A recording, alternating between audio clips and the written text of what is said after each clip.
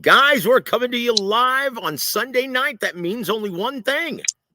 We're going to be chatting with 5-decade fight trainer, Coach James Gogue.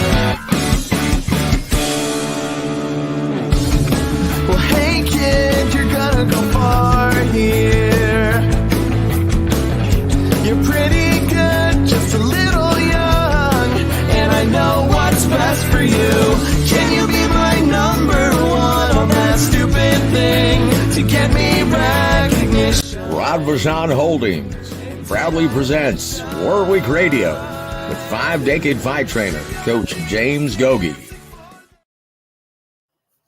Guys, welcome. Happy Sunday to all of you guys. And I tell you what, if it's Sunday night, that means after a big fight, means only one thing. We're going to be speaking with the incomparable Coach James Gogue. James, how art thou, sir? Hey, Joe. I'm doing good. Good competitive fight last night. A real close fight. Controversy. Every time there's a close fight, there's always controversy, okay? One, Bivol fanboys thought they won, along with, Eddie Hearns. Beterbiev fanboys thought he won, okay? So there's controversy. Close fight. Every time there's a close fight, there's controversy. A rematch is warranted, and they need to strike when the iron's hot. Like Don Chargano was told me, when you got a fight, ends in controversy, good fight. Hey, demands a rematch. Don't wait 2 years. Get it done as soon as possible. And I think Turkey, Al-Rashid, the sugar daddy for these big events, is he agrees. I heard, from what I read, I don't know. I don't talk to him. I don't know him, but he's saying he wants to get that rematch done, and he got the resources to get it done. So let's see if they can put this fight together again. And God dang, please put it somewhere else in Saudi Arabia, man. Put it where, the only place it would be hot, Montreal, because the Beterbiev-Bivol, nobody knows who the fuck he is. So that fight don't make sense over here. Nobody, greater fighter as he is, he has no hometown, no home base, unless Bivol does. He has a good, that fighter do good over there, but I don't think Beterbiev does in where he's from, Montreal. Yeah. I don't think he resides in Montreal right now. Yeah, I don't think Bivol will want to take it to his backyard. So yeah, that fight's a good fight, but you got two fighters with limited places you could put this fight. Vegas, come on now. Give me a fucking break, man. This fuck. Yeah, so, but Saudi Arabia, come on, find a better, like Don Chargano was telling me, you got a great fight. Now you need a great venue to make it a great event, okay? So, but anyway, we'll talk about it, Joe, and all the other shit. This fight wasn't made until now. Well, look, and that's why. I'm sorry, Gogue, can you hear me, sir? Okay, I can hear you. Can you hear me? Internet is going in and out. Isn't that wonderful? Yeah, I can hear you just fine. Look, that's why this fight hadn't been made until now, because both men, they wanted decent money, and justifiably so. It's the biggest challenge of their career, respectively, and you both want to get paid for it. And no promoter wanted to put up the cash. You weren't going to get a network to do it.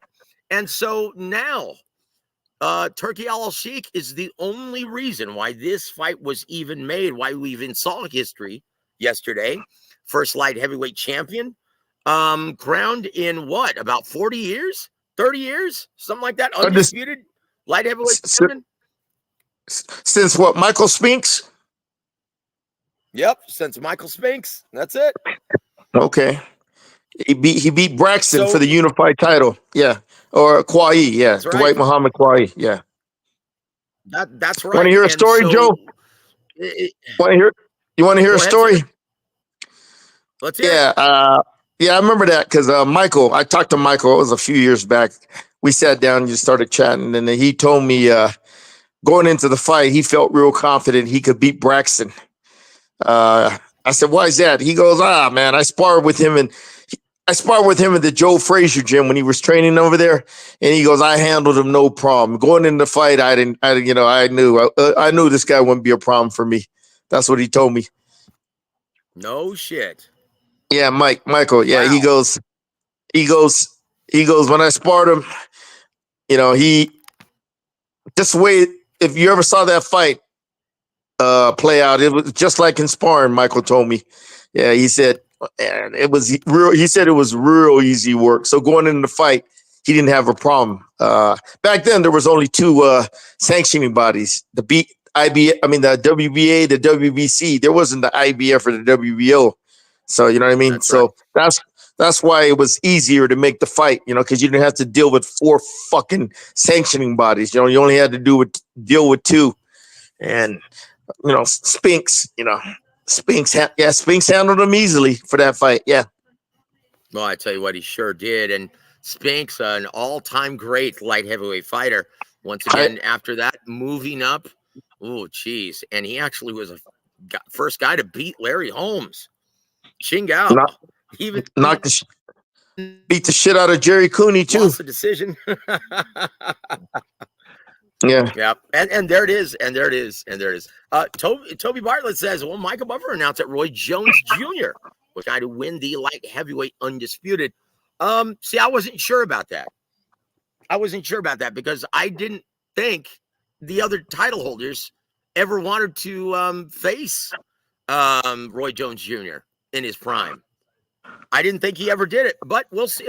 Well, Michael Buffer is an historian, though, so. But anyway, nonetheless, guys, will we see the rematch in 2025? In my opinion, Coach, it sounds good to find another venue, but once again, where are you going to put it? And honestly, I don't think there's any other place that you can put it except for Saudi Arabia, because neither one of these guys are big ticket sellers, like you mentioned. Yeah. You gotta go where the money's at. Then if Turkey wants it over there, then hey, he's paying. He's paying the bills. So you gotta go where the person is putting up the money wants to fight. So and the fighters ain't got a fucking problem. They just want to get paid. You know what I mean? You there, Joe? I guess we got cut off. Bye, guys. 1 second. Yeah. You there, Joe? No. It's on my end, sir, and brother. It's on my end. I'm having problems with. It's my end. Yeah, you're breaking up. Huh? By the way, there was nothing but English. I just watched the Bivol Beterbiev. I didn't watch the other fights. Hold on, brother.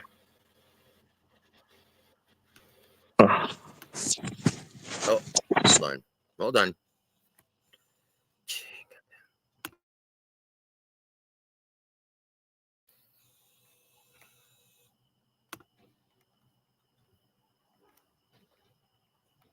Can you guys hear me now? Can you guys hear me?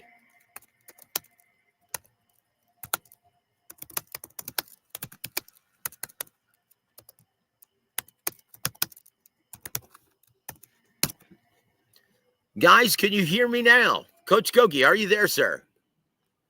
Looks like we lost Coach Gogue in all the shuffle. And my apologies, guys, for the technical difficulties. I'm going to try to log him in again. No, I got cut off. All right. Sorry about that. No, not a problem. Not a problem. I've been having technical difficulties. I think I just figured it out. And there it is, guys. And so, Coach Gogue, once again, first of all, we'll talk about all of the business. We'll talk about whether or not Coach Gogue thinks we will see a rematch in Saudi Arabia or either anywhere else. We'll see if the age factors in Goge's mind. But Gogue, let's take a trip down memory lane from yesterday afternoon or yesterday evening in Saudi Arabia, where Arthur Beterbiev, boy, shocks the world and says, yes, I can win a decision against the more fleet-footed Beterbiev-Bivol. And he seemingly did it. Now, once again, I'm going to read this to you, Coach. Let me know if you agree with this. Now, everyone knows how I feel about it. I went live yesterday immediately following the fight. And I said that, look, I had it 5-4 going into the 10th with Bivol on top. And I said, look, to win this fight, Arthur Beterbiev is going to have to win all 3 of the last rounds. And I thought he did. And so I ended up scoring it 7-5. Now, this is what Teddy Atlas had to say. He said this: it's a close fight. Lots of close rounds. I can see why people are conflicted. You know what? I'm not going to judge anybody. I scored the fight, but I'm not going to judge anyone because I get it. It's subjective in certain ways. There's 2 ways to look at it. 2 fighters, close fight and a lot of close rounds. I personally had it 115-113 because I thought he won the championship rounds. End quote. It was Teddy Atlas, sir. Your thoughts on how that fight played out, and did Arthur Beterbiev deserve to get his arm raised in your mind? He won the 4th quarter, Joe. He closed strong, okay? Mm-hmm. That won him the fight. He won the 4th quarter. Like in football, you know, you got a close game. You got to win that 4th quarter. You know what I mean? He was behind. He was behind. But he finished strong. Only person to blame is Bivol, okay? He let this fucking guy he let this Beterbiev get the momentum in the championship rounds. That's it. You know, press the action, landing the harder punches, more consistent in his attack. Okay, Bivol wasn't letting his hands go. He was called sporadic. You know, throw combinations, move a lot. He wasn't staying active. Okay, when you're scoring a fight, yeah, you can land clean shots, but it's got to be on a consistent, basis, consistency. Okay, but if you're just, fighting, on a, you turn it on, then you turn it off for a long time, then you turn it on, then you turn it off. That's inconsistency. The judges, especially in the championship rounds in the close fight, they're going to give to the guy that's the aggressor, who's pressing the action.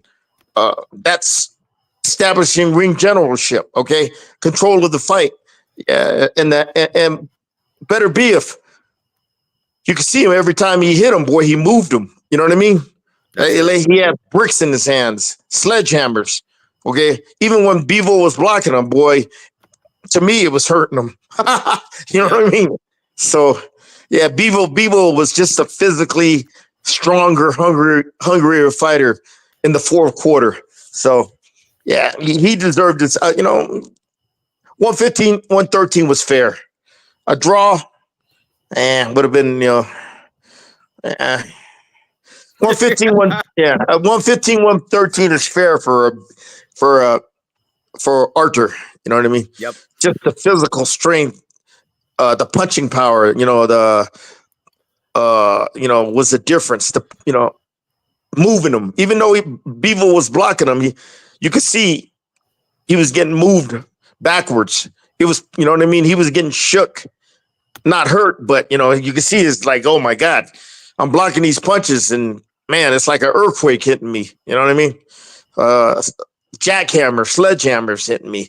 It was a 4th quarter. He closed the fight. He closed strong. That's what champions do, Joe. You know, it's a tough fight. You're behind. You got to put the foot on the pedal. You got to make that. You got to, you got to make that separation, and that's what Arthur Beterbiev did. Yeah, good fight though. Good fight. Rematch is warranted. By the way, Joe, how much did these motherfuckers make for the fight? I'm not sure exactly. I'm going to get that from Thomas Schreiber tonight. What do you think? 3, 4, 5, 6 million? Well, they probably got about 5 or 6 million apiece. Yeah. Shit. Oh, shit. That's good money. They'll never make that kind of money. And that's their career high paydays by far. Get another payday. Get another payday. Probably with Beterbiev getting the lion's share because he won. Yeah. Then you don't have to fight no more. You know what I mean? Yep, that's it. That's it. Because look, let's just face it. He's a little long in the tooth. And, well, he had a very smart strategy. Now I'm going to go back to Teddy Atlas. Let me see Hey, if you Joe, agree with this, my friend. Yes, sir. long in the tooth, man. You know, everybody keeps complaining about his age, but you can see his age doesn't affect him. You can see he still performs at a high level. You can see he's physically strong. You can see he hasn't missed a beat. You can see he's not a shot fighter. People don't know. Remember, some fighters are like this. Archie Yep. Moore, the great Archie Moore, I was reading about him. He won the title at 39 years old and kept it for 10 years till he was 49. All right. Yep. Bernard Hopkins won his third belt, I can't remember, at 45 years old. And 2 years later, he was a champion again. All right, Yep. Joe, it's how you take care of your body. You know what I mean? That's true. You can see Arthur. He's 40, but reality, he's a young 40. You know, his body's in perfect physical condition. He's if he's been in a lot of wars and had no defense and got punched a lot, say Miguel Burchell, Alacran. Yeah, he's a shot fighter. Oh, yeah. 26, Yeah. but not Beterbiev, man. Nah, man. Adonis Stevenson, look, he won the title when he was at 36. Yeah. So, yeah, Nate Campbell won the title, I think, at 34, 32. I can't remember. But, Yep. like, I remember that, read that story of Archie Moore, man. Amazing. And he didn't win the title till he had 152 fights under his belt. Crazy. Yep. No, that's absolutely right. And let me see if you agree with this. And this is what I stated yesterday after the fight. And everyone was trying to argue with me, saying that it was a robbery. Yeah. Okay. Well, this is what Teddy Atlas had to say about it as well. Let me see if you agree with this too, Coach Gogue. Because great minds think alike. He said, as for the swing rounds, Bivol threw one too many. Bang! He got caught. And then Beterbiev does what he does. What did he do at the end? He closes the show. I hate to use the term he stole rounds because that cheapens what they did. But Beterbiev took a couple rounds late by closing the close round strong. Yep. End quote. Oh, Teddy saw it the same way as me. Yep. That's the way I saw it as well. He closed the round strong.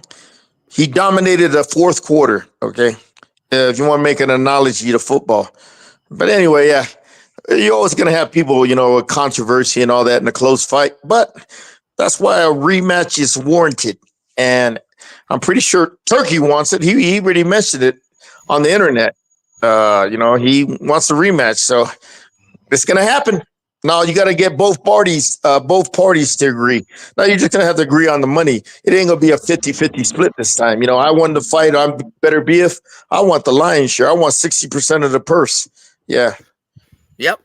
And yes, Toby, he did make $5 million on the Canelo fight. That's why I'm saying I think this may be his biggest payday to date. I think they made around $5 or $6 million as well. So yeah, there it is. But look, guys, it was a very, very close competitive fight. And once again, I saw it again immediately after my live podcast. And I watched it again and scored it the exact same way. My eyes did not deceive me. Once again, guys, you have to understand how to score a damn fight. It's close. It's clean. This is the primary scoring criteria. And this is what judges look to see who gets the round first and foremost. Clean, effective, and consequential punches landed. Now, once again, what determines effect and consequence? Look at the consequence of Beterbiev's punches. They obviously were a deterrent to Beterbiev-Bivol, and it had a serious effect. And Coach Gogue, when I thought he, exactly like Teddy Atlas, I thought he went one too often to the well. Whenever he started to have some success throwing in combination, in my opinion, he got a little too greedy and then got into a firefight at times. And those are the times where he Got hit. Apparently or ostensibly got hit, and it drove him back. It's almost like he didn't really have a good poker face. It's like those punches, obviously those clean punches landed, it would cause him to immediately retreat. And the judges look at all of that. What are the consequences of the punches landed, guys? Yep. I can't argue with that. Yeah, every That's it, time he would guys. hit him, you Yep, could go see ahead. every time he hit Bivol, he had an effect on him. All right. Yep, that's it, guys. That's it. And so, once again, I advise all of you guys to understand the scoring criteria first before you scream robbery. Once again, it was a very close competitive fight, and I had no problem seeing it a draw either, or maybe even 7-5, split the other way. But the way I saw it, the way Teddy saw it, and the way Coach Gogue saw it was, and the way two of the judges saw it, were in favor of Arthur Beterbiev. The punches with the greater consequence, and in my opinion, he always seemed to crank it up a notch the last 30 or 40 seconds of every round, leaving that resounding impact. Yeah. And there it is, guys. There it is. Can you guys still hear me? Yeah, I Yeah. just don't see how you could score it. I don't know why the internet is on fire today with claims of robbery. I just can't believe it. Joe, Beterbiev you won broke up. maybe 4 or 5 rounds at the most. Yeah. I'm sorry, sir. Can you hear me now? Yeah, I can hear you. So Yeah. Eddie Hearn is saying, okay, so Eddie Hearn is saying, well, I can maybe see giving him maybe 4 or 5 rounds tops. But come on, you look at the body language. Now, honestly, Bivol, and you could see it, but that doesn't mean the judges saw it that way, and that's not how you score a fight, guys. So I don't know where all the robbery shit is coming, and you know what? It's a bad look for boxing. You guys should know better. You guys should know what you're looking at in the ring already. Damn. It's like, dude, why is there always controversy in a big fight like this? It's the internet era we live in. Coach Gogi. Yep. Yeah. Yeah. It's almost like boxing fans are never happy. They always want to find something to complain about. Yeah. And Pretty much. even with this showdown on ESPN Plus, they didn't have to pay for it on pay-per-view, and they still find a reason to complain. It's just really annoying, guys. It's getting fucking old. Pardon my French. Anyway, well, your parting shots on this. Is there now let me ask you something, Gogi. What could have Bivol done better? Because I thought he fought a tremendous fight for 9 rounds. What could he have done better? And was the body attack that wasn't mentioned during the broadcast, was the body attack the reason why he seemed to fold in the final 2 or 3 rounds? Has something to do with it, but he should have finished strong, Joe. Plain and simple. He didn't finish strong. He let the other guy steal the momentum in the championship rounds and overtake him. Yep. Basically, should have stayed busy with his combinations more consistently. You know what I mean? But, that's easier said than done. When you're getting hit by that motherfucker, you're like, oh, man, your attitude and demeanor changes big time, man. Yeah, it's terrifying, especially when you're going into the championship rounds, man. This motherfucker better be if doesn't lose his power. Hey, yeah, he like Ronnie Shields, he told me one time, David Tua, he never loses his power in that left hook. He hits hard. His left hook is just as hard in the first round all the way to the 12th round. And that's the same with Beterbiev. His power is the same from the first to the 12th round. It doesn't change. And Joe, when you got that type of power, it breaks your opponent down. It wears him down going down the stretch. You know what I mean? Get hit by those punches. So, it's not the first round. It's the championship rounds, 10, 11, and 12. And you get, first 9 rounds, you're getting hit by all those big bombs and bricks in his hands. So, it takes a toll on you, man, going down the stretch, especially when you need those championship rounds, you're not going to be at full strength. Beterbiev is, like I said, he doesn't lose his power. Round 1 to 12, his power stays the same. It's consistent. Yeah. And with a guy that's physically strong like that and can punch like that, he's going to break you down. He's going to wear you down. So, But anyway, it was a good fight. Get the rematch going. Turkey will put up another, I don't know, 10, 15 million for the fight, whatever he puts up. And he'll probably put it in, you know what, Joe? He ain't going to put it in the U.S. You remember we talked about that? He'll put it for the British audience in Saudi Arabia, and he'll put a lot of British fighters on the card, man. You know what I mean? You know what? He probably will because, let's just face it, guys. That's the crowd that he's going to start catering to if he wants to take fights outside of Saudi Arabia. Because let's just face it, it's not going to have much success paying out those kinds of purses in the American market to guys who can't sell tickets. That's it. But look, here's what Beterbiev-Bivol stated immediately following the fight, the following morning, I guess. And this was captured by Fight Hub TV. And he said, I want to improve on my movement. I didn't move enough. I have to move more and use more counter punches. I just have to add more. The tactic was not just standing in front of Beterbiev. Moved like Ray Leonard. End quote. Oh, hold on. He also stated this. Arthur has good conditioning. He was trying to take the last rounds. This is what I don't like. I didn't do these 3 rounds perfect. They were telling me you should move. You should throw your jab like you did before.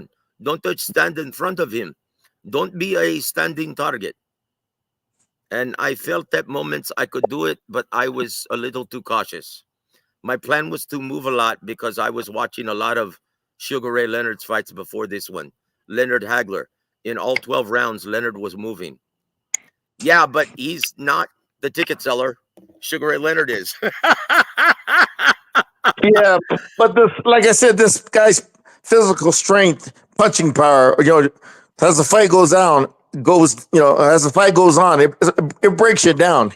It physically wears you down. So, like I said, good fight. Just get the rematch. You know what I mean? Nothing much more to talk about here. It's just, man, he just got to figure, the fight's going to play out the same, Joe. He just got to figure out to be more consistent in his combinations during the rounds. And he knows it's going to come down the stretch. He's got to win those championship rounds or 2 of the 3 rounds of the championship. So, win 10, 11, and take off 12. Yep, that's it. And Graybush, Counterpunch Boxing, still can't accept defeat. He was one of the guys screaming robbery yesterday. And welcome back, sir. Appreciate you being here. He says the championship rounds aren't given any more weight than the other rounds. Come on now. That's not what Coach Gogue's saying. He's saying that if it's in a close fight, you have to end strong because it's anyone's fight. And that's what determined on all 3 judges' scorecards, Graybush. All 3 of them. Arthur Beterbiev won the last 3 rounds on all 3 judges' scorecards. Do you get it now, sir? You gotta go with what the scorecard says and how they scored it. And they said that Beterbiev won the last 3 rounds, which he did. He closed strong. He won the championship round. So every round is an individual round, but you're going down the stretch in a championship fight, and it's a close fight. You got to dominate. You got to separate yourself. Okay. Yeah. Well, guys, let's say hello to our dear friends in the chat. And guys, if you have any questions for Maestro James Gogue. Hey, Joe, I always say this, Joe. I always say this. A professional boxing match is a grueling marathon. An amateur boxing match is a 3-round sprint. Okay. Yep. You gotta down the stretch. You gotta have some gas in your tank. You gotta have that, that Larry Holmes heart, hunger, to pull ahead. What's that guy that just said that? What's his name? Let me pull up that comment again. Hold on one second. It was hold on. Graybush. Oh, Graybush. Watch round 15. Holmes versus Norton. Fight was even. 7 rounds each. Whoever won the 15th round was going to win the fight. All right. It was back then they went 15 rounds. Okay. 13th, 14th, and 15th round were the championship rounds. Now it's 10, 11, 12. So that fight was even 7-7. Holmes needed that last round to win the fight. Dug in. Okay. He dug in deep. He separated himself from Norton just a little bit just to win the round. He won the fight by 1 round. That was it. Yeah. And that's what makes boxing so, what do you call it? Unique, makes it so special. Going down the stretch, it's like Holmes Norton. That's a classic, man. Watch round 15. It was a classic round. Both were slugging it out.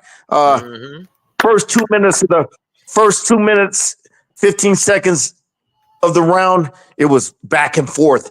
Holmes separated himself in the last maybe 45 seconds to a minute of the fight. Putting a few more combinations together. Okay. That's called heart. It's called will. It's called hunger. Okay. The will to win. Customato said it best. What's his name? Gray Wolf? Is that his name? Gray Bush. Yeah. Oh, sorry. Yeah. Gray Bush. Right. Yeah. Gray Bush. No. Go ahead, sir. Go ahead. Gray Bush.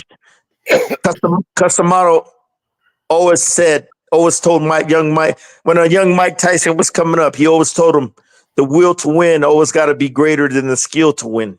You see that? Watch Gray Bush. Watch that fight with Holmes Norton. That's what I mean. I've been in this shit long enough, man. I know going down the stretch, you got to win them championship rounds, baby. Okay. It separates the contenders, the pretenders from the champions. Okay. Yep, guys, that's it. I tell you what, we're going to take a small 30-second break, guys, to advertise my new channel. It's called God's Perfect Love. If you'd like to study scripture with me and, further your relationship with the Holy Trinity, please subscribe to my channel and study scripture with moi. Here it goes, guys. Colossians, a letter penned by Paul, explodes with cosmic truths and profound insights. It unveils a Jesus grander and more majestic than we often imagine. Colossians pulls back the curtain on this magnificent and awe-inspiring reality. Apostle Paul doesn't shy away from making bold declarations about Jesus. Jesus is our Redeemer, the one who purchased our freedom with his sacrifice. Colossians crowns him as Lord and Creator of all things. We live in a world saturated with distractions. Pop culture screams for our attention. It's easy to be swept away by the current. Colossians ultimately calls us to action, urging us to reflect, to live out Jesus' supremacy in every aspect of our lives, in both big and small ways, extending grace, showing compassion, living out the gospel in our daily interactions. Our true identity and purpose are found in him, guiding us through life. And there it is, guys. Please go look at the ticker, subscribe to my new channel, guys, and study scripture with me, guys. God is great, and Jesus is our Lord and Savior. Thanks be to God. And there it is, guys. So we'll go back. We have a question from our brother Heido Galvez, and thank you, brother, for joining us. He says this, Coach, is Al Haymon being ill bad or good for boxing? Look, man, I'm not gonna say anything about Al bad. I mean, I'm not gonna talk bad about Al Haymon. I don't wish no bad or evil upon anybody, man. Even though as much as I don't like him, what he's done to the boxing, how he's pretty much destroyed it, and it's gonna take years to rebuild it. I'm not gonna talk bad about Al. Man, the conditions he's in. Nah. I just hope he just got a stroke. I hear. I'm pretty sure we haven't talked about it, Joe. That guy. Who's that guy? What's that guy? Name? Galvez. Yeah. Well, now it's starting to spread. It just came out Friday. I just started hearing it from you today. It's starting to spread on the internet. So yeah, I don't want to talk bad about Al. Hopefully, he recovers. He's stroke is a stroke. It's very serious, man. Yeah. And you're not the same. And I don't see Al getting back into business, after that incident. Plus, from what you told me, Joe, I don't want to get into it. I don't want to go into details, but it's not getting. He's in the hospital now, and it's not getting any better. But anyway, yeah, I don't wish no bad on nobody, no evil or bad on nobody. That's not good. That's not good karma for me. That's right. And it's not good for him. So, but as far as boxing, oh man, it was a sinking ship. PBC, the way they did their business model, the money they lost, that $550 million, that investment they got, they never were going to pay back, and that was just how they created this culture of entitlement with all these fucking fighters. You know what I mean? And the best wasn't fighting the best unless you're with, if you weren't with Al, you couldn't fight his fighters. Yeah, man, it divided boxing, just like you see in politics right now. And he was good for boxing for certain people. Okay, they guys like Danny Garcia, what's that guy's name, Porter, Mayweather, and a certain only a few low percentage. Most of them guys with PVC, they never made that kind of money. It didn't benefit them at all, man. But just a certain select amount of fighters greatly benefited, from Al taking care of them. Louis de Cubas was one of them, the manager. All his fighters, we're getting payday after payday. And but I'm not going to talk bad about Al. Hopefully, he's in a bad condition right now in the hospital. He's basically, in survival mode, man. So I'm not going to talk about. I'm not going to talk bad about somebody who's on his deathbed. Basically. So. Yeah, well, there it is, guys. And look, keep Al Haymon in your prayers, guys. Pray for his soul. And once again, he's had a tough year, and it doesn't seem like it's getting any better anytime soon. So pray for his Al Haymon as well as his mother. So yeah.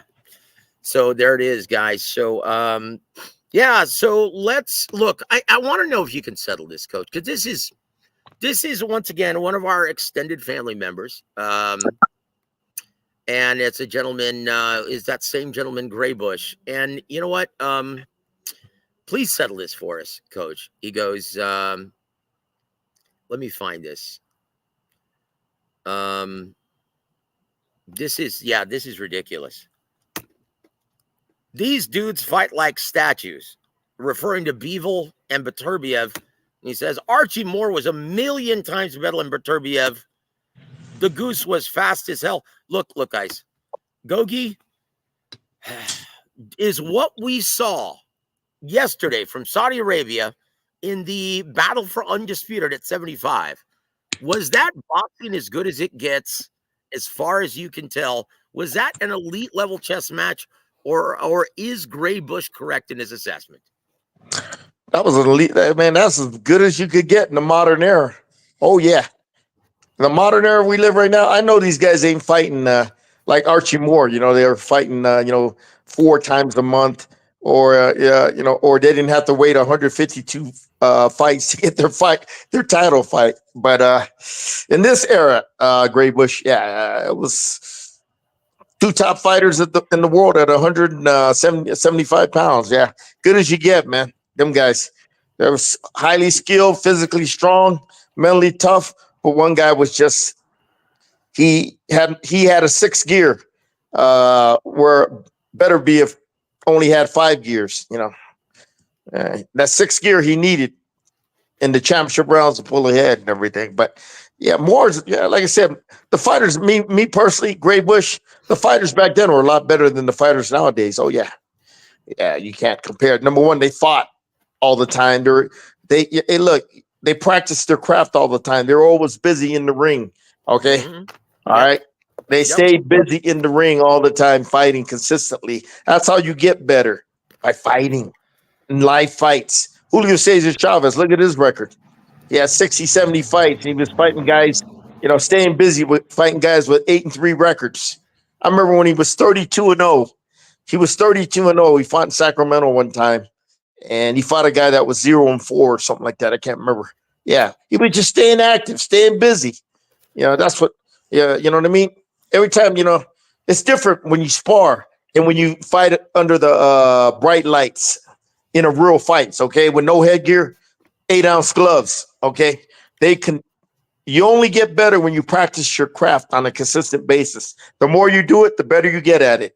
You know what I mean? So, yeah, the fighters were better back then. Yeah, me personally, because they practiced their craft a lot more and everything. And yeah, they were fighters, man. They'd fight a title fight, defend their title 3 weeks later, 4 weeks later, they're in the ring again.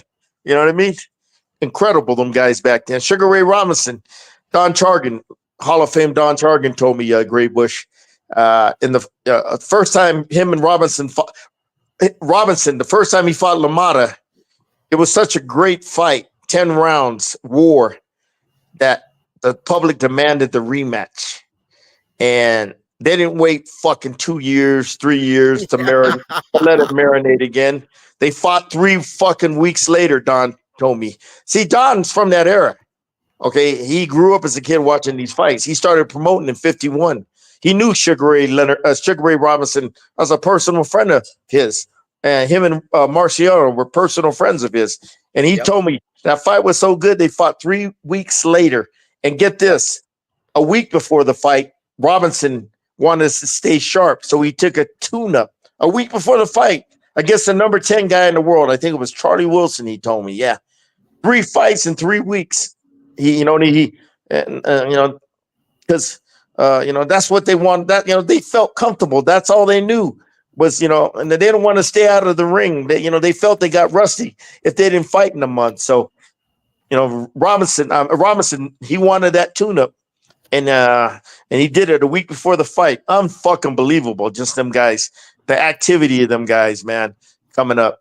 And to me, that's what makes them better fighters than the ones nowadays. A Gray Bush. Yeah. And there it is, guys. You can't argue with the coach. He's a boxing lifer, and he's forgotten more about this business and this sport than we will ever learn. And there it is, guys. That's why this is his show.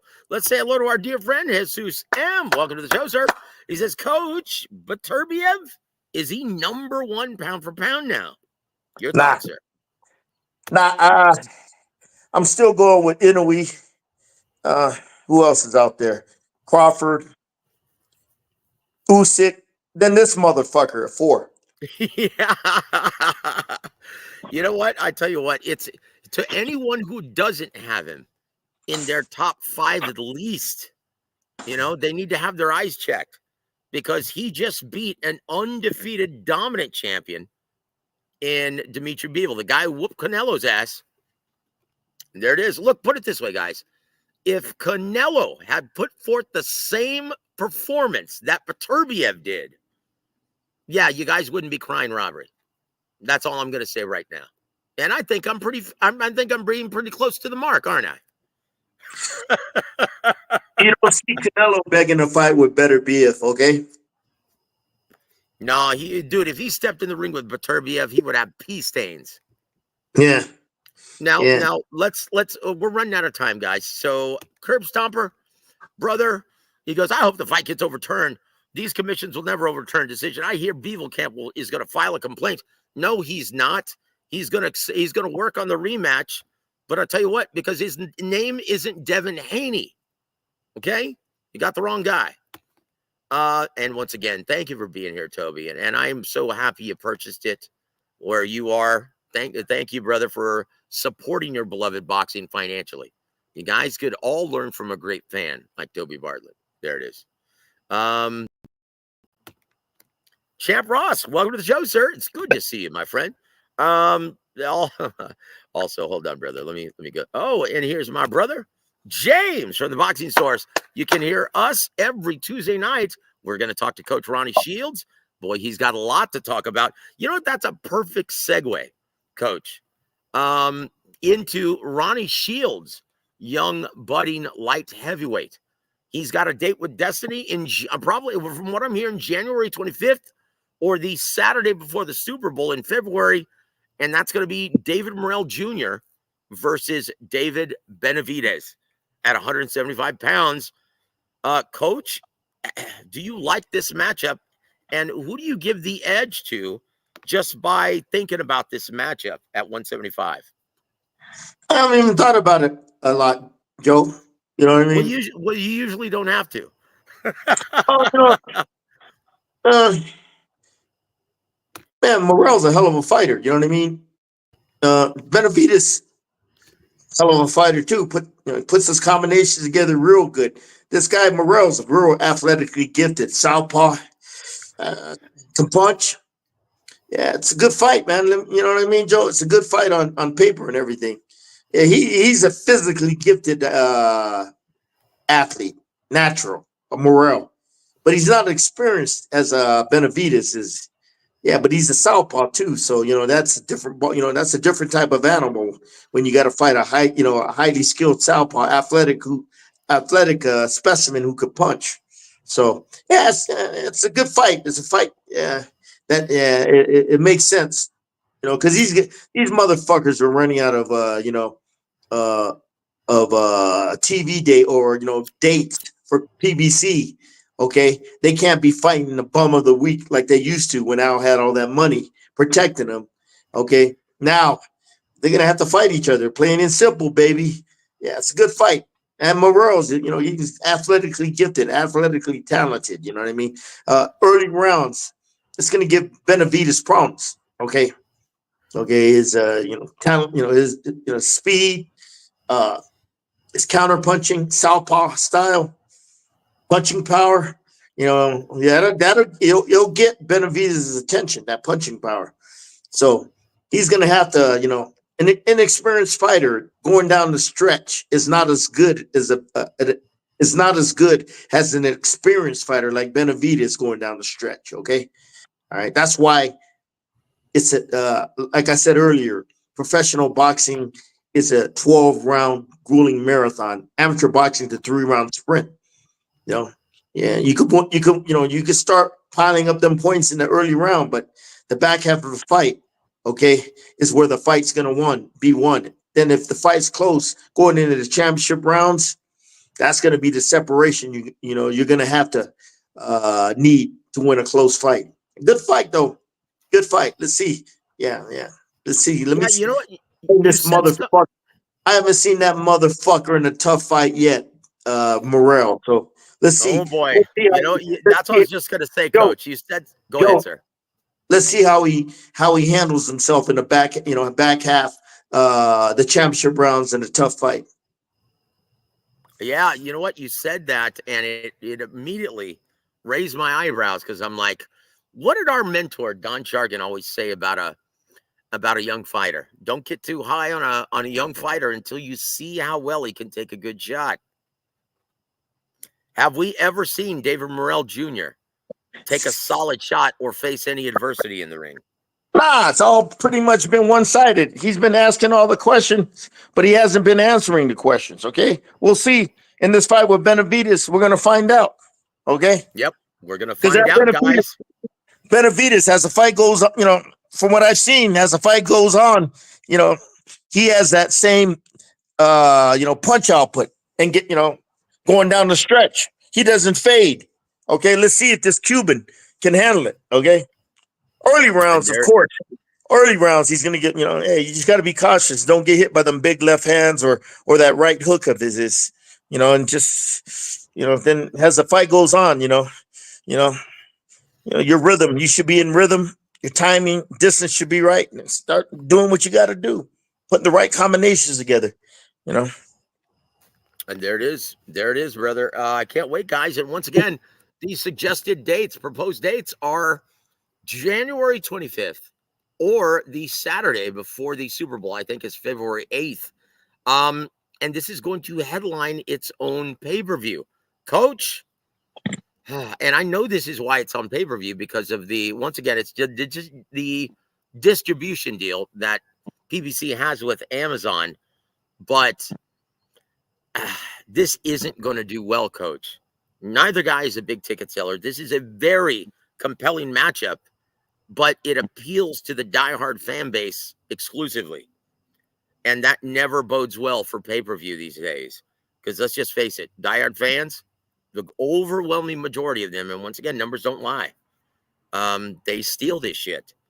And look, so should they have combined this with Errol Spence Jr. and Sebastian Fundora, which is also, they're working out a deal, should be announced soon for sometime in the first quarter. Yeah, shot Earl Spence. Okay. Yeah, oh boy. Yeah. Honestly, how do you see that fight playing out, Coach? Seabass against Errol. This fight goes on. He's gonna break Spence down, wear him down, stop him eventually. Within 10 rounds. Yeah. And it'll be Errol's last payday, and hopefully he saved his money, took care of it. You know what I mean? Where he don't have to work no more.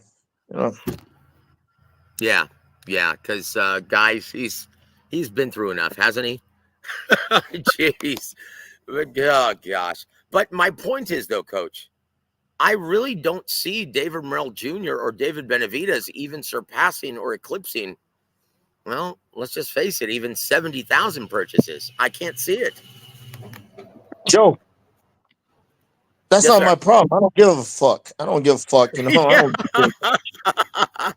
JD's made. Welcome to the show, sir. Thank you for supporting the coach, my friend. Oh, geez.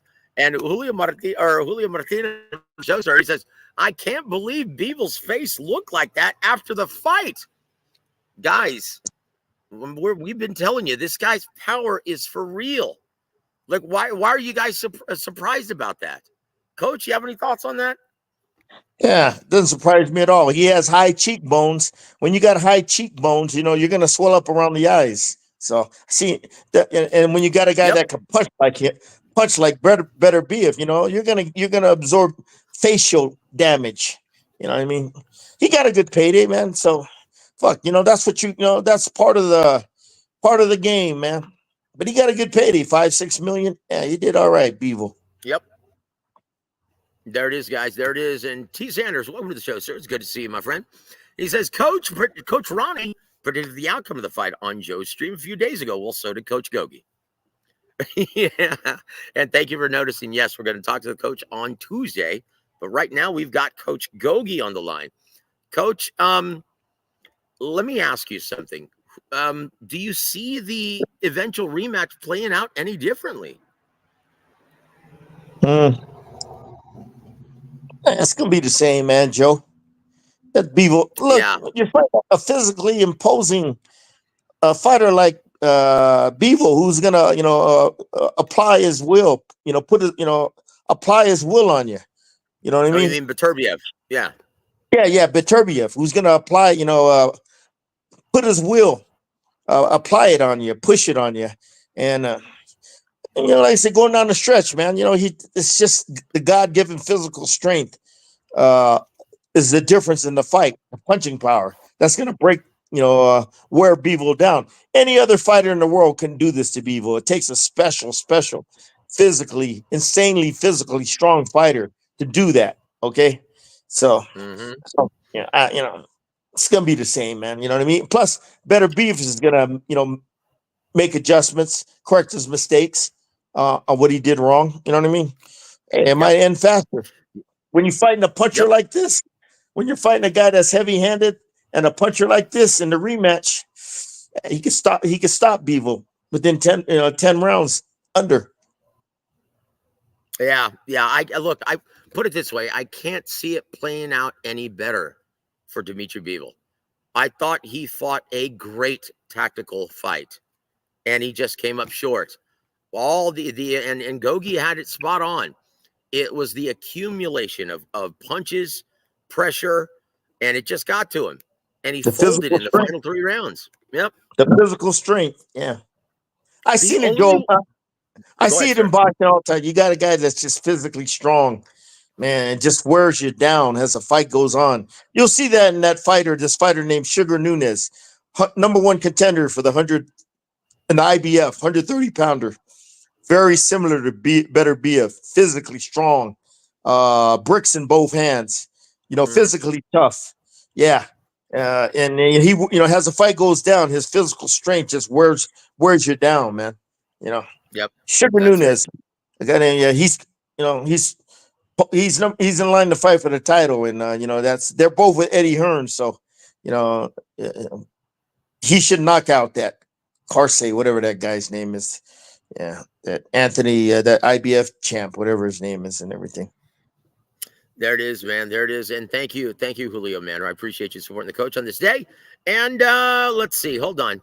Julio Martinez says, do you think Canelo can beat Bivol now since Beterbiev softened him up a little? Coach, do we ever find out? You know what? Maybe after the next fight, if he gets knocked out, then Canelo will like, oh, okay, yeah, I think it's the right time to fight this fight. Oh, Chingo. That's hilarious. Because, look, he's not going to. He's not going to do it. And, unless he gets KTFO'd in the rematch, Canelo will not. Well, Canelo will not fight. Either one of these guys, forget about it. And he's not going to fight Benavidez or Morell. Come on, guys. Look, you can just now once again, do you give the eventual winner of Morell Benavidez, a shot at maybe taking Beterbiev, taking a shot at Beterbiev? That would make sense. Yeah. That would make sense because Beterbiev, he's gonna want if he gets the rematch, wins it. Yeah, that makes sense. Yeah, the winner of Morell and Benavidez, they're gonna be hot. Okay, and you got a hot fighter in Beterbiev, and then if Morell, the winner of Morell Beterbiev, the Morell Benavidez, yeah, that puts him in line for big paydays. I'm pretty sure the Turkey Al-Rashid will pay for that one. Excuse me. Larry, listen, welcome to the show, sir. He says, I like both fighters. I watched it again. Still got it 7-5 Bivol, but could see it a draw, though. Once again, guys, it was a very close fight. And depending on how you saw the close competitive swing round, so to speak, then, that's probably what determined how you scored the fight. That's it. My brother, Adam Montequilla Lopez. Welcome to the show, sir. Thank you for supporting the coach. And, guys, you can hear us tomorrow night. Monday night is the night for Rick Glazer and Adam Lopez. Tell you what, it's going to be a great night. But he says, I'm watching it right now. And I scored it 8-4, Beterbiev. Like one of the judges saw it. One of the judges saw it that way, too. So, once again, guys, hold on. Let's see if we've got some more questions. Hold on, Coach. Let me see. Refugio. Welcome to the show, sir. And yes, Hardy Har, I saw your comment about my Cowboys up there. Thank you. Thank you for rubbing it in, my friend. Good to see you here. He says, is anyone watching the Top Rank card at 4 a.m? I think the main event's going to come on around 5:30 or 6, so I may be able to go live, guys. I'll let you guys know this morning. Hold on. Let's see. We've got some more. Hold on, Coach.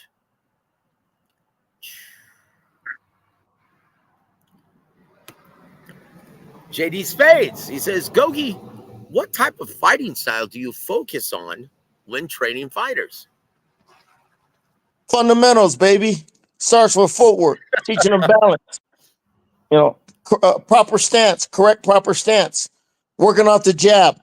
Okay, then the combinations. Off the jab. Yeah, I always work on the fundamentals, man. No matter what fighter I get, man. Yeah, style. Then whatever the once I get their fundamentals down, then the style. If they're athletic, I might throw a shoulder roll in there. Shit like that, man. You know what I mean? If they're not athletic, then you still stick to the basics, the fundamentals. Inside, outside fighting. Working off the jab, the combinations. Feints, counter punching, step back counters, and all that. Then if the fight transfers to the inside, then you work on the inside fighting skills, the fundamentals of inside fighting. And it starts with the stance.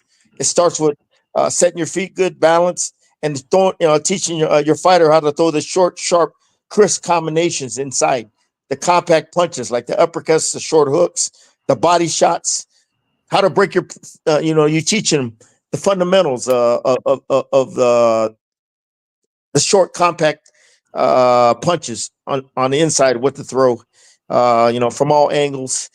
It depends on the fighter. Yeah, I don't train everybody differently. Everybody has a different God-given athletic gifts. You can't train a fighter that's not physically gifted in the Mayweather style. It's not going to work. You don't have the athleticism or the reflexes to fight in a style like that. Okay, with the left hand low. If you got a long fighter who's rangy, hey man, you have him. You teach him to control that range and distance. You have him work that jab.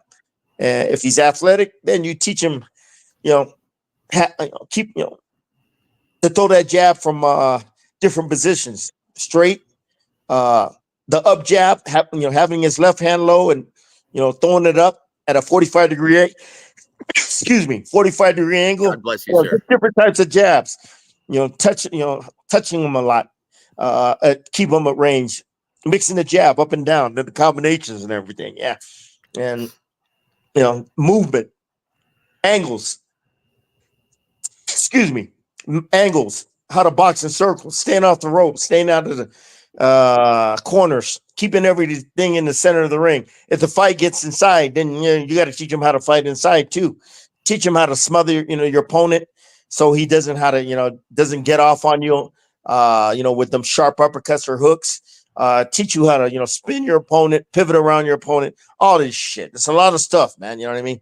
But yeah, I teach every fighter differently, man. Every fighter has different skill sets and everything, and I teach them accordingly. And there it is. There it is. Thank you for the question, brother. We appreciate it. And hold on. He's got another one for you as well, sir. He says, James, does Benavidez have the skills to beat Arthur Beterbiev? Yeah, he's got the skill, but does he have the punching power to keep him off him, to deter him, to get his respect, to get his attention? Okay, you don't deter this guy. You don't put no fear in him. He's gonna keep doing his thing. He's gonna keep applying applying that pressure intelligently behind that hard pulverizing jab. Yeah. Yeah, you got to get his attention. You got to get his respect. You got to be able to hurt this motherfucker. And once you hurt him, you know what I mean? You got to, because Beterbiev, he's the kind of guy, you might hurt him, you might stun him, but he's going to stick to his game plan. You gotta find a way where you can hurt him consistently, I'm saying, during the fight. Okay? To get his attention, to put that fear in him. Yeah, that boy's a machine, that Beterbiev. Arthur. Yep. I tell you what, he's a tough out for anyone. The only thing that concerns me is Father Time, but once again, he takes care of himself. He is indeed a clean living, disciplined machine. That's absolutely right, guys. That's it. And so welcome to the show, 509 Mex. He says, time to a weekly Don Chargan segment featuring James Gogue. Hey, man, I'm down for that. I tell you what, I've got several stories as well. And I would love to do that every single week. Hold on, let's see. Jesus M says, fit Nello light years behind Beterbiev. Chingao. Welcome to the show, Jonathan. It's so good to see you here, my friend. God bless you, brother. Hope you're doing well. Let's see. I know I saw one more. Let's see. Hold on. Sandra William, welcome to the show, sir. He says, yeah, Beterbiev is the real champion. Nobody in boxing can beat him at this weight. Your thoughts, coach? Is there anyone who can beat Beterbiev right now at 175? I can't see nobody beating him. Not yet. Not yet. Yeah. Look, inside game isn't going to help you against this monster. Coach, what do you think? About what? Bivol needs an inside game. It's too late, Joe. It's too. You ain't gonna be able to learn this skill set late in his career especially with his coach, don't know how to teach him that. You know what I mean? Yep. That's it, guys. Look, Mark Ramsey's an excellent trainer, but dude, it takes years. Even if you know how to box already, it takes years to develop that new wrinkle. And he's not gonna he's not gonna do that, guys. But he is a very athletically gifted fighter. I mean, I thought Beterbiev-Bivol fought a very good fight. And Adam, do you want to do a live show this morning instead while you're delivering the mail? Let me know, brother. Give me a call after the show, my friend. And I want to give a big shout out to my brother G Funky Boxing. Welcome to the show, sir. And guys, if you haven't already, please go subscribe to our brother G Funky. Coach, is that about it? Is there anything else you'd like to discuss, or shall we call it a night, sir? What other fights are coming up? And the boxing's so fucking dead right now. I mean, I can't. Yeah. Well, let's take a look at the calendar, okay? They got that Keyshawn Davis coming up, man. That should be a good fight. A good little test for him, which I think he's gonna I pass. like that card. I like that card. I think it's going to be very good. Hold on, but it does not going to have the current WBO welterweight champion on it any longer, as he got hurt apparently. Well, obviously, tonight or early this morning, it's going to be Junto Nakatani, right? Is it Junto Nakatani? No, is that? Yeah, that's this morning. Junto Nakatani versus Tassana Salapat for Nakatani's WBC bantamweight title. Yes, we're going to go live for that. And also Kosei Nakatani or Tanaka versus Fumel Kafu for Tanaka's WBO junior bantamweight title or super flyweight, right? Yeah, that they do good business in Japan, man. They do very, very good business in Japan. They got a very, very supportive rabid fan base, and they got sponsors and they got TV dates. You know what I mean? It's like England. That's probably the second best market in boxing, along with England.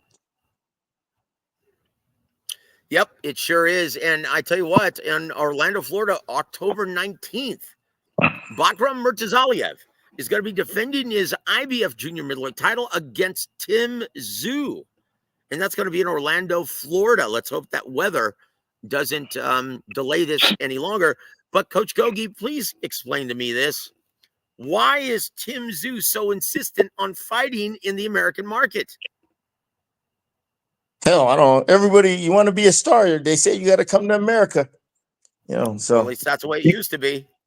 Yeah, it used to be like that when his daddy was fighting. Okay, times have changed. Boxing was popular back then. It was more mainstream, more accepted by the masses out there. Now it's a fucking joke. It's a niche market, only supported with only 250,000 hardcore fans. What a fucking joke this sport has sunk into. You know what I mean? Yep. That's it. That's it, guys. And also October 26th, Jack Catterall versus Regis Prograis in Manchester, England. Oh, jeez. Two counterpunchers staring at it's going to be like watching paint dry, guys. Also, the rematch November 2nd, Verona, New York. Robson Conceição versus Oshaki Foster. And in the co-main event, Raymond Murthaya versus Jesus Perez. Boy, I'm tell you what. When's that fight, Joe? November 2nd, sir. Okay, that's coming up, and that's the night.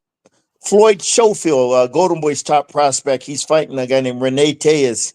You know what I mean? In the main event. That's right. That's right. It's going to be Floyd Schofield and also David Stevens, Ronnie Shields' fighter. Boy, he's going to be taking on someone who's very tough as well, and it eludes me now. Oh shoot, we'll ask Coach Ronnie on Tuesday, guys. And also November 8th, Keyshawn Davis versus Gustavo Lemos. I love this fight, Coach Gogue. Yeah, this is going to be a real test for Keyshawn Davis.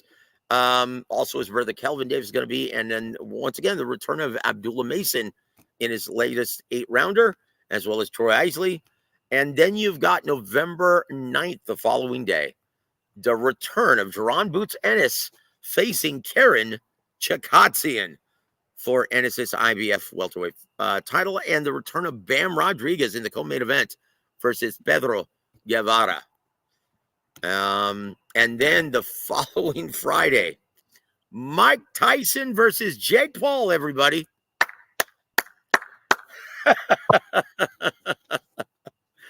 And in the co-main event, you've got Katie Taylor versus Amanda Serrano. And then on the undercard, Mario Vargas will be defending his WBC welterweight title against Abel Ramos. And just added to that fight card, Bruce Shoo Carrington versus Dana Coolwell to open the card up. That's going to be an excellent evening of boxing. And, well, Coach Gogue, see, this is what's wrong with boxing, guys. You had a brilliant light heavyweight showdown that didn't disappoint. A tactical, just brilliant chess match between two elite level fighters to determine the undisputed. And it probably got crickets here in America outside of the diehard fan base. And then Mike Tyson versus Jake Paul. They're anticipating a crowd of close to 50 or 60 million worldwide for this one. Coach? Yeah. Oh, yeah. Wow. Good business is called, yeah. Yep. And then the following day, you've got that Golden Boy card in Riyadh, Saudi Arabia. And in the title fight, or in the main event, Gilberto Zurdo Ramirez versus Chris William Smith. You're also going to have William Zepeda versus Tevin Farmer. And you're going to have also Jose Ramirez versus Arnold Barbosa. Why is that in Saudi Arabia, Coach? I have no idea, and I don't care. How's that? Yeah. And then December 7th, you've got the return of Emmanuel Navarrete versus Oscar Valdez. When's that? Wow. December 7th? Yeah, that's going to be December 7th. I'm really looking forward to that. And then in the co-main event, Rafael Espinoza versus Robisi Ramirez. I like it. I like it a lot. That card. I like that card. I like that card. Where's that going to be at? Phoenix? I mean, Glendale? Phoenix, Arizona. That's right. All right. Yeah, I like that card. Yeah, I like that card. Great fight last time. Rematch. Ramirez against who? Espinoza. I'm sorry. Oh, yeah. Rafael Espinoza versus Robisi Ramirez. Yes. Excellent. Rematch. Yeah. Yep. Yeah, I like that part. Yeah, I'll be looking forward to watching that. December the 7th, huh? Yep, December the 7th. Also on the same day in San Juan, Puerto Rico, Liam Paro versus Richardson Hitchens for Paro's IBF Junior welterweight title. Originally, Eddie Hearn gave that opportunity to Devin Haney, but it wasn't enough money for him, Coach. Fuck Devin Haney. I don't want to talk about him no more. Fuck him. Yeah, I'm tired of it. Fuck him. And the following week, oh boy, you've got in Houston, Texas, Gervonta Davis versus Lamont Roach for Davis's WBA lightweight title, as well as Stephen Fulton versus Brandon Figueroa. The rematch at 126 now. Okay.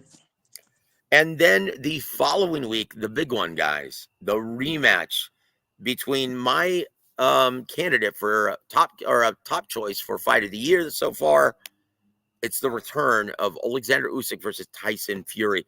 Coach, that first fight was an instant classic. It gave us ebb and flow, lots of drama, and it was a split decision. How do you see this second fight playing out between Usyk and Fury, sir? Well, talk about it another day. I'm dead tired, man. You know. Yeah, you know what? I was just going to say that, man. I wanted to go through the schedule, but yeah, I'm pretty pooped.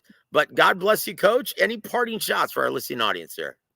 No. It was like I said, let's see if this rematch happens. It's going to happen, both parties, the money's going to be right. And we'll see.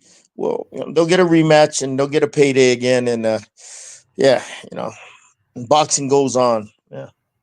And there it is, guys. On behalf of the great Coach James Gogue, I'm Joseph Heron. You've been listening to Warwick Boxing. Have a good evening, everybody.